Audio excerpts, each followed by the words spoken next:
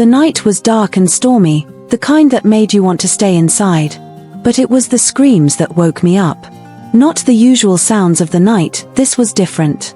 It was Aisha, the orphan girl who lived with the Adebayos. At first, I thought I was dreaming, but then I heard the sound again. A sharp, desperate cry, like someone fighting for their life. My heart pounded as I lay still in bed, afraid to move, afraid to breathe too loud. Then, I heard heavy footsteps in the hallway. Mr. Adebayo's voice was low and angry, muttering words I couldn't make out. Aisha's sobs grew softer as he dragged her past my door. My hands clenched into fists, but I did nothing. What could I do? I was just a child myself. I covered my ears, trying to shut out the sounds, but they echoed in my mind long after everything went silent. When morning came, I stepped out of my room, hoping it had all been a bad dream. But there she was, sweeping the yard, her face blank. I knew then that something was very, very wrong. Aisha was like a shadow in our village. She was only 15, but life had been unkind to her. Her parents had died in a car accident when she was just 10, leaving her alone in a world that had no space for orphans. The Adebayos took her in, not out of kindness, but because they needed someone to fetch water, wash clothes, and cook their meals. She worked from dawn till dusk, her hands always busy, her feet always moving. And yet, despite it all, she smiled at me whenever she handed me leftover bread from the kitchen. It was a small kindness, but I saw what others ignored. The sadness in her eyes, the way she flinched when Mr. Adebayo spoke too loud. One afternoon, I saw him corner her by the well. His hand lingered on her shoulder a second too long, and she stiffened. He laughed, but I saw the way her fingers dug into the hem of her dress. She was afraid. And I was starting to understand why. At first, I thought I was imagining things. But the more I paid attention, the clearer it became. Mr. Adebayo would call Aisha to his room late at night. I convinced myself it was for chores. But then I started to notice the way she moved slower the next morning, the dark circles under her eyes, the way she avoided looking at anyone. One night, curiosity got the better of me. I crept out of my room and hid behind a bush near the window. The door was slightly open, just enough for me to see inside. Mr. Adebayo was there, standing too close to Aisha. He grabbed her wrist as she tried to step away. "You belong to me," he hissed. Her eyes were filled with silent terror. I ran back to my room, my chest tightening. I had seen enough. I didn't know what to do, but I knew I had to help her. The night of the storm was when everything changed. Aisha's scream pierced through the rain, louder than the thunder outside. My body froze, every muscle locking in place. My heartbeat roared in my ears. Slowly, I crept to the hallway, my hands shaking. Mr. Adebayo's door was ajar. I peeked inside. Aisha was pinned beneath him, her hands clawing at his arms, her legs kicking wildly. She was fighting, but he was stronger. A flash of lightning lit the room, and for a brief second, our eyes met. The terror in her face shattered something inside me. I wanted to scream, to do something, but my legs wouldn't move. I stumbled back into the bathroom, locked the door, and curled into a ball. I listened as her cries turned into muffled sobs, then silence. The storm raged on outside, but inside, everything was quiet. Too quiet. When morning came, Aisha was silent. She moved like a ghost, her eyes swollen and red. I knew then that I had to do something. I couldn't be a coward anymore. After that night, Aisha was different. She no longer smiled, no longer spoke unless she had to. At meals, Mr. Adebayo glared at her if she ate too slowly. One morning, she vomited into the trash. Mema Adebayo sighed and told her to see the midwife. My stomach twisted. Something was wrong. The weeks passed, and Aisha's belly began to swell. The whispers in the village started. People pointed fingers, but no one truly listened when she tried to speak. "It's Mr. Adebayo's child," she had said once, in a trembling voice. But no one believed her. No one wanted to believe her. The shame was easier to ignore than the truth. Aisha's transformation was slow and painful. Every day, I saw more signs of her suffering. Her once gentle smile had vanished, replaced by a haunted look and tired eyes. Her small belly grew, and with it came a deep sadness that clung to her like a shadow. She became withdrawn, often sitting alone in the darkest corner of the room, away from the harsh stares of those who passed by. The village boys began hurling stones at her, calling her cruel names that echoed in the empty fields. At home, even the simplest task seemed overwhelming. I watched as she barely touched her food, leaving her ribs visible beneath her faded dress. One night, I heard a quiet, desperate whisper coming from her room. I found her there, trembling and holding a dull kitchen knife as if it were the only way out. "I'll kill myself," she whispered, her voice barely breaking the silence. I rushed to her, grabbed her wrist, and pleaded, "No, you can't give up." In that moment, as she trembled in my arms, a faint spark of hope returned. We both understood that we needed to escape this nightmare, and together, we began to plan. The truth was hard to hide. The midwife confirmed what Aisha had long feared: she was 5 months pregnant. I still remember the cold tone in the midwife's voice as she delivered the news. Mr. Adebayo's laughter echoed in the background when he dismissed her claims, calling them lies meant to embarrass him. Aisha's face crumpled into a mixture of despair and determination. I saw her stare at the floor, her eyes brimming with tears she no longer wished to shed publicly. Later that day, as we sat together in the small room, she reached out and grabbed my arm. "I'll die before I let him touch this baby," she whispered, her voice shaky but firm. Her words chilled me. In that moment, I promised silently that I would do everything in my power to help her escape the horror that had consumed our lives. The weight of her secret made each day heavier. I began gathering every piece of information, every small hope that might lead us out of this prison. Our nights turned into hours spent planning a future where fear was not a constant companion, where every sunrise was a step toward freedom. Mama Adebayo's anger grew as quickly as the rumors in our village. When she found out about Aisha's condition, she did not see a frightened, abused girl, she saw shame. One harsh slap was enough to make Aisha tremble with pain and humiliation. They locked her in a dark, cramped storage room, a place without a proper blanket or even a sliver of light. I would sneak by sometimes, leaving small gifts for her, a banana here, an old sweater there, anything to let her know she wasn't completely alone. I could hear her soft, broken cries as she clutched the fabric, her tears soaking into it. Every whispered word of blame from Mama Adebayo stung, as if the world itself was judging Aisha for something she never asked for. I felt anger welling up inside me, not just for Aisha's pain but for the cruelty around her. I started saving every small coin I could find, hoping to build a bridge to a better life. Each coin was a promise that one day, we would escape this cycle of blame and cruelty and find a place where hope could survive, even in the harshest conditions.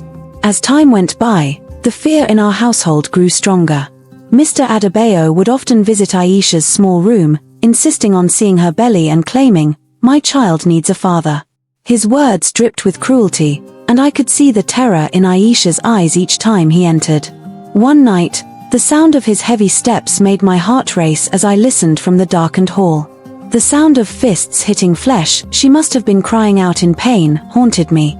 I couldn't stand by and watch. Desperate to create a distraction, I grabbed a rock and threw it at his window. The shattering glass and his furious shouts brought him out, if only for a moment. That brief silence gave Aisha a moment to cry quietly into her small pillow. I sat by her side as she whispered about her fear, her trembling voice revealing a pain deeper than any words could describe. Every knock on the door, every distant cry in the night, reminded me that the danger was never far away. The fear was constant, gnawing at her and at me, as we both clung to the hope that one day, we would finally be free of this terror. In the midst of all that darkness, Aisha showed a strength I never thought possible. One day, with trembling hands, she revealed a crumpled note to me. It was a plea for help, scrawled in hurried, uneven handwriting. "Help me escape," it read, a cry of desperation that carried the weight of her suffering. That note held a secret. She had managed to save 1,200 naira from selling stolen jewelry. It was all she had to her name, a small sum that meant everything in our desperate situation. "The city bus leaves Friday," she told me in a low voice, barely above a whisper, yet her eyes shone with a quiet resolve. I nodded, understanding the gravity of what we were about to attempt. With every ounce of courage we could muster, we began to make plans. The small savings became the cornerstone of our future, a way out of the nightmare. We started gathering what little belongings we could hide, promising ourselves that no matter how hard it got, we would keep fighting. In that moment, I saw in Aisha not just the victim of cruelty, but a survivor willing to risk everything for a chance at freedom. Her strength lit a small flame of hope in my heart. Every detail of our escape needed careful planning. We waited until the cover of night when silence and shadows were our only friends. We managed to steal Mama Adebayo's keys, the clink of metal sounding like a heartbeat in the quiet house. Aisha gathered her few meager belongings, a torn backpack containing a water bottle, a small knife, and some baby clothes she had saved from the market. "If he catches us," she began, her voice trailing off into a whisper of fear. We knew the risk was high, but every day spent in that suffocating home only deepened the pain. I handed her my savings of 3,000 naira, coins that represented my silent vow to help her start anew. I could see her eyes widen in disbelief and gratitude as she clutched the money close to her heart. We decided that our escape would happen at midnight, when the compound was at its quietest. We would leap over the crumbling wall and disappear into the night. Every whispered word, every careful plan, built up to that moment of freedom. Though fear still lurked in every shadow, the plan gave us both a sense of control in a life that had been ruled by terror for too long. I knew I couldn't do this alone, so I began to lie to my parents. "I'm going on a school trip," I said, careful not to reveal too much about our plan. They nodded, trusting me without question. Every moment that day, I felt the weight of my secret as I handed over my savings to Aisha. That money, a small fortune in our eyes, was a sign that we were in this together. Aisha hugged me tightly, her eyes moist with gratitude and fear. "Thank you," she whispered, her voice barely audible but sincere. We spent the rest of the day preparing quietly.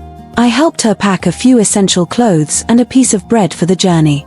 We spoke in hushed tones, careful to hide our plans from prying ears. That day, the small support I could offer became a lifeline for her, a promise that even in our darkest hours, someone cared. The community, unknown to us, held its own stories of sorrow and hope, but for that moment, it was just the two of us against the world. Every shared secret and every comforting word deepened our bond and strengthened our resolve. The danger grew sharper with every passing day. One morning, Mama Adebayo noticed that the keys were missing. Her voice boomed through the house as she screamed, "Thief!" Panic gripped Aisha, forcing her to hide under my bed for hours. The air was thick with tension and the threat of discovery. That night, the sound of raised voices outside shattered our brief moments of calm. I heard Mr. Adebayo arguing furiously with what I later learned were the police. "Find her," he bellowed, his anger echoing down the dark corridors of our home. Every second felt like an eternity as we listened in terror, knowing that any wrong move could lead to our capture. I held Aisha close, whispering reassurances that felt hollow even as they left my lips. The risk was more than just a chance of being caught, it was a threat to our lives. Yet, the possibility of escape burned bright inside us. We had to be brave. Every plan we made, every quiet word shared in fear, was a step away from the tyranny that had held us captive for too long. The night we had planned arrived with a mix of hope and terror. Under the cover of darkness, we slipped out of the compound while dogs barked in the distance. The rough, cold wall stood between us and freedom. I helped Aisha climb over it, my hands shaking as I supported her trembling frame. At one point, her foot slipped on the uneven stones, and I caught her wrist just in time. Our hearts pounded as we sprinted through fields filled with cassava and wild thorns. Each step felt like a step toward a future we dared to imagine, a life without constant fear. The bus station was far from quiet, crowds milled about, but no one seemed to notice two scared souls desperate to vanish. We boarded a bus silently, keeping our heads low and our hands tightly clasped. The world outside blurred into a series of dark shapes and fleeting lights as we moved away from the past that had haunted us. We did not speak much during the journey. The silence was filled with both relief and sorrow. Every mile the bus covered was a silent promise that we had finally left behind the nightmare of our old lives. The city roared with a noise and energy that was both frightening and strangely hopeful. We rented a small, windowless shack on the outskirts, a humble shelter that offered us anonymity. Each day in Lagos brought new challenges. Aisha's stomach often rebelled, and she would vomit quietly in the dim light of our cramped space. Yet, in rare moments, she managed a weak smile as she hung laundry outside, letting the harsh sunlight dry the fabric. "He'll never find us," she said with a conviction that belied her fragile state. I watched her closely, marveling at the quiet determination in her eyes. Despite our hardships, every small routine, every shared smile, felt like a step toward reclaiming our lives. The city was loud and suffocating, yet its endless motion gave us hope. We started to rebuild slowly, saving every extra coin, searching for better work, and leaning on the support of strangers who cared. In the bustling chaos of Lagos, we found moments of peace, each day a reminder that we were finally free from the terror of our past. Money grew scarce quickly, and the harsh reality of life in Lagos hit us hard. Aisha took a job washing dishes at a small buka, a tiny eatery where customers paid little but expected much. Her work was grueling, and her ankles swelled from hours of standing on cold floors. One cold night, after a long shift, she collapsed on the cracked pavement. I rushed to her side, panic rising in my chest. A kind doctor at a nearby clinic saw her and insisted on helping, offering care without charging us. "You're safe here," he said softly, treating her wounds and offering a warm smile. That night, as I sat beside her in our tiny room, I could see the pain etched on her face and the exhaustion in her eyes. Yet, even in her suffering, Aisha found a quiet strength. We slowly gathered support from a small community of people who had been through their own battles. Their small acts of kindness, a hot meal, a friendly word, a donated blanket, became our lifeline. The kindness of strangers started to weave a safety net around us. The doctor who had helped Aisha connected us with a women's shelter, a modest place where hope still lived. The shelter staff welcomed us warmly, offering food, clean beds, and a listening ear. I watched as Aisha broke down in tears the first time she held a set of donated baby clothes, whispering, "People care." In that moment, the cruelty of the past seemed a little less heavy. The shelter became a sanctuary where women shared their stories of pain and survival. Every shared meal and every late-night conversation in the common room reminded us that we were not alone. Slowly, Aisha started to open up, telling the other women about her fears and dreams. Their support helped her to see that her future could hold hope beyond the dark memories of her past. I stood by her side as she learned to trust again, as the shelter gave us the tools to rebuild our lives. Each day, we took small steps forward, building a new life where safety, compassion, and a sense of community began to replace fear and isolation. The day of the birth arrived like a storm of emotions. Labor was long and grueling, 14 hours of pain, fear, and raw determination. I stayed by Aisha's side, holding her hand tightly as she cried out in pain. In that tiny, crowded delivery room at the shelter's makeshift clinic, every sound was magnified, the groans of pain, the murmurs of support, even the faint rhythm of a lullaby someone softly sang. The hours dragged on, but Aisha's strength never faltered. With each contraction, she fought, her eyes locked on the promise of a new beginning. Finally, amid tears and the overwhelming ache of relief, a tiny cry broke the tension. A delicate baby girl, with eyes that held a spark of life, was born. Aurora, Aisha whispered, choosing a name that meant hope and grace. In that raw, unfiltered moment, the pain of the past receded ever so slightly. I felt a surge of pride and gratitude for the miracle that had just happened. Though the scars of our past were deep, Adeora's first cry filled the room with the promise of a future that could be free from fear. In the months that followed, our lives took on a tentative brightness.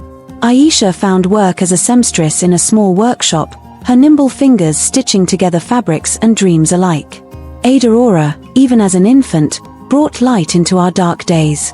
I watched her take her first uncertain steps in the shelter's courtyard, each stumble a victory. For 3 years, we carved out moments of happiness amidst hardship. Aisha began to heal slowly, her smiles grew a little more often, and the fear in her eyes softened over time. We built a small life together, one that was fragile yet filled with hope. Every day, We learned to trust again, trust in ourselves and in the kindness of strangers. But just as we started to believe in a future free from the past, a knock at our door shattered our newfound peace. The sound was unexpected and heavy with dread, making my heart sink. We looked at each other, anxiety replacing the cautious hope we had nurtured. We didn't know what lay beyond that door, but we braced ourselves for one more test of our strength. I opened the door, and there he stood, Mr. Adebayo, with a twisted smile that sent shivers down my spine. "I want my child," he said, his voice disturbingly calm. Aisha froze in the hallway, fear and defiance warring in her eyes. In that tense moment, I called out to the shelter manager. "He's here," I whispered urgently. Before we could react further, the police arrived. Within minutes, they had arrested him. They had found evidence, an old scar on Aisha's stomach that told its own painful story. I watched as he was led away, his eyes still filled with a cruel satisfaction. Aisha clutched Adaora tightly, her body trembling but her spirit unbroken. "You're mine," he had once claimed, but now the truth was clear, justice was coming at last. In that final moment of reckoning, our long, dark journey took a sharp turn toward healing. The nightmare was finally ending, and though the scars remained, we stepped forward into a future built on survival, courage, and the promise of a life reclaimed from fear. What emotions did this story make you feel the most? Fear? Anger? Hope? Leave your answers in the comment section. Thank you so much for watching. Please kindly subscribe to my channel and enjoy non-stop life teaching stories. Part 2 is coming very soon. Bye for now. Thank you.